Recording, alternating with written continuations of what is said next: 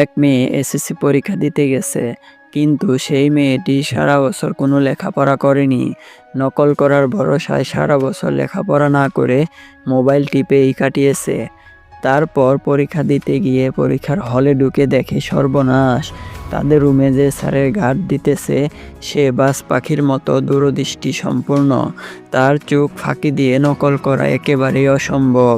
তখন মেয়েটি বসে বসে ভাবছিল কি করা যায়। হঠাৎ তার মাথায় একটা বুদ্ধি আসে। সেই মেয়েটি কাগজের মধ্যে কিছু কথা লিখে স্যারকে দিল। স্যার সেই লেখাটি পড়ে চেয়ারে গিয়ে যে বসলো। পরীক্ষা শেষ না হওয়া পর্যন্ত আর উঠল না।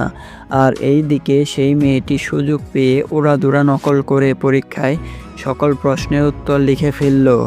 স্যারকে দেওয়া সেই কাগজের মধ্যে মেয়েটি লিখেছিল, স্যার আপনার প্যান্ট পেছন দিক দিয়ে ছেঁড়া, ভেতরে সব কিছু দেখা যাচ্ছে।